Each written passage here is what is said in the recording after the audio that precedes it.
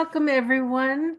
We're on day 13 today, and I just wanted to let everyone know that yesterday we were talking about how the mind could heal the body, and I left in the description a link to an interview that Lewis Howes did of Dr. Joe Dispenza. So if anyone wants to check that out, I started this YouTube channel to try to expand people's mind and get them to see different perspectives and to get them to know other things, besides from what they know. And so if you want to check out Joe Dispenza, I think it's really worth it.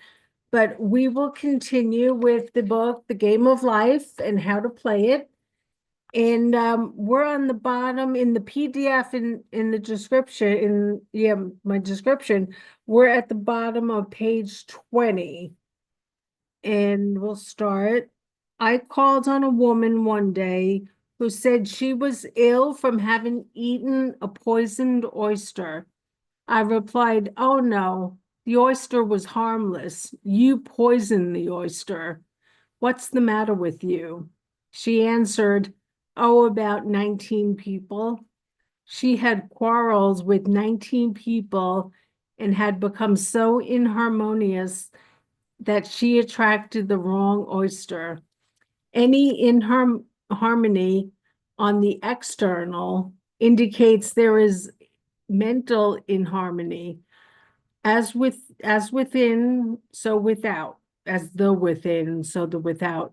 Man's only enemies are within himself. A man's foes shall be they of his own households. Personality is one of the last enemies to overcome. As this planet is taking its initiation in love. It was Christ's message, peace on earth, goodwill toward man. The enlightened man, therefore, endeavors to perfect himself upon his neighbor. His work is with himself to send out goodwill and blessings to every man. And the marvelous thing is that if one blesses a man, he has no power to harm him. For example, a man came to me asking to treat for success in business. He was selling machinery, and a rival appeared on the scene with what he proclaimed was a better machine, and my friend feared defeat. I said, first of all, we must wipe out all fear and know that God protects your interest and that the divine idea must come out of the situation. That is, the right machine will be sold by the right man to the right man. And I added, don't hold one critical thought toward that man. Bless him all day and be willing not to sell your machine if it isn't the divine idea. So he went to the meeting fearless and non-resistant and blessing the other man. He said the outcome was very remarkable. The other man's machine refused to work, and he sold his without the slightest difficulty. But I say unto you, love your enemies, bless them that curse you, do good to them that hate you, pray for them which spitefully use you and persecute you. Goodwill produces a good aura of protection about the one who sends it, and no weapon that is formed against him shall prosper. In other words, love and goodwill destroy the enemies within oneself. Therefore, no one has no enemies on the external. There is peace on earth for him who sends goodwill to man. And we'll stop there. It's short today. It's the end of the chapter, though.